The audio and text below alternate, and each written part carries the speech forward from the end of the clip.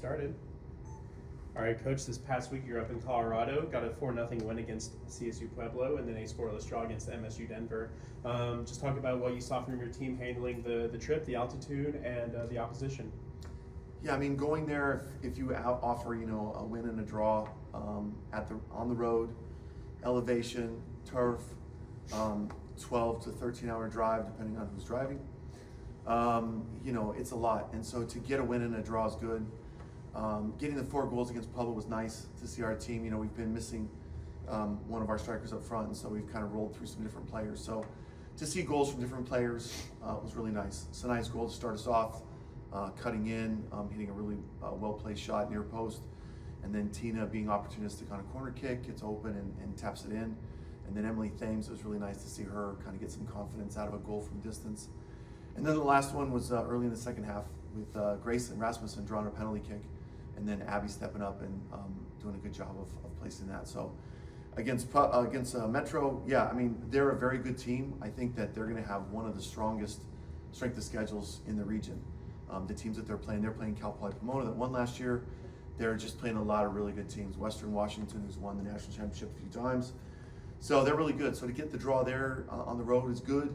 Having said that, I am disappointed that we had 2 really good chances with 2 freshmen. So we got to be understanding a little bit there, but 2 freshmen get looks that in any other game, in any other situation, you would certainly expect those to be put in. So opportunity lost to get a couple extra points there. But as far as the team goes and our progress moving forward, I thought it was good. Good team building. Had dinner at my in-laws' house. That was nice. Had a little talent show. I'll leave that to the videos that come out as far as the amount of talent there. And it was just a good trip. It was a good trip for us overall. So you touched on, you had different performances. Thursday, 4 goals, and you won 4-0 on 9 shots on goal. In the next game, scoreless draw, no shots on goal. So going forward, how will you assess the team's highs and lows as conference play approaches? Yeah, well, some of the stats aren't right because Carly's obviously, her shot was saved. So I don't know how there's no shots on goal. But, sometimes when you're out of town, the stats aren't always leaning in your favor. So what was the last part of your question again? Just going forward, how will you assess the team's highs and lows as conference play approaches?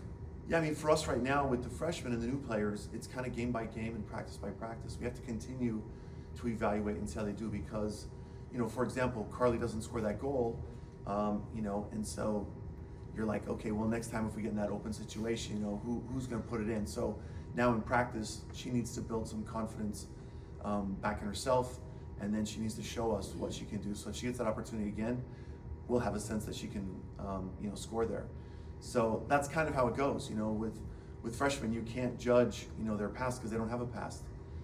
So it's important for them to show us what they can do over and over and over, so we can gain that same kind of confidence that we have in, a player that's been here 4 years, or let's say a redshirt senior that's been here 5 years. We have a small amount of data to make a decision on. So when they have things like that, we know that, hey, you can bounce back from it, but you got to show us first. We're not just going to blindly put them back out there and say, do your best. Gotcha. And then leading into conference play, you faced a very familiar opponent to kick off conference action on the road, Dallas Baptist. So what did you learn from last year's matchups you faced several times, regular and post, and what do you expect this time around? Well, I think for the most part, I think that the way that Coach Wood coaches there at DBU and Corey, I think that they're going to be the same style, the same system. I think there's a couple things that we do that are a little bit different than other people as far as how to negate some of their strengths. We're going to attempt to do that again. We've obviously got 11 different players on our team from the team that faced them last year. So we'll work on that. Obviously, we're going to be at their place instead of ours. But it's a nice field. It's a good facility. We've had good success there. But they're an extremely tough team. And yes, we've had a run. But, at some point, they're going to figure out some things too. And so for us, we need to keep changing, keep improving what we're doing. Our finishing needs to obviously be better. Our defending has been pretty good, but our finishing and scoring has not. So that part we need to make better going into conference play. Coach, just looking at the previous road trip as a whole, what do you think that all the adversity that comes with it does for experience-wise for your younger players? Well, I think when you're in an adverse situation, there's a couple of different ways that you can handle it. And one is to panic and, you know, have doubt and those kind of things. And I think that when you develop great team chemistry, you have leaders that will lift some of the younger players and, you know, help them when we can see that they're upset or whatever, and kind of give them some insight. And I think that means a lot to the players. It benefits coming from the players and not from the coach, because it's a different relationship with the coach. And so when the teammates are trying to guide them and push them and encourage them what to do, the players have a little bit more innate faith in what a teammate is telling them. And so I think that that's important. The coaches give a lot of strategy, and we still share a ton of information for them. But when it comes from the players, I think it means more, and I think they want to not disappoint the players more than they think about disappointing us. So in those instances where you have troubles and struggles, etc., it's got to be everybody. It is the players. Obviously, the coaches will do what we can as well. But yeah, it's just understanding that this is part of growing up, going from high school and club soccer to going into college. It's different, and it's not as easy, and there are more demands, and there are more difficulties with academics and travel and all that stuff. So it's a lot for them to overcome, and the ones that succeed tend to have really strong careers.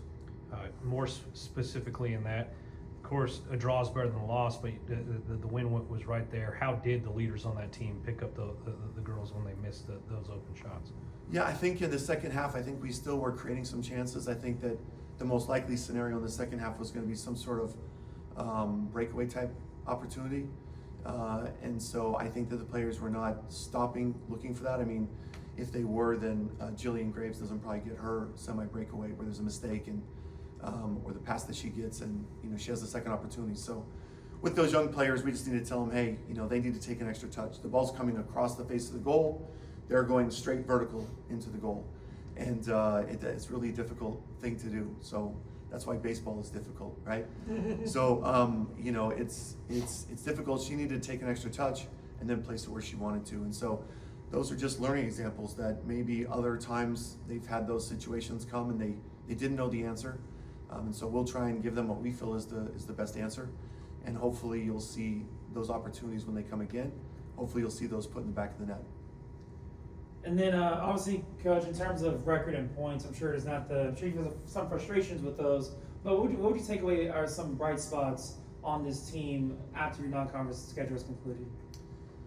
I think they are developing more cohesive understanding of each other. I think they're developing more trust with each other. I just think the team dynamic changes after you take a trip like that. You know, unfortunately for us, it's with a win and a draw.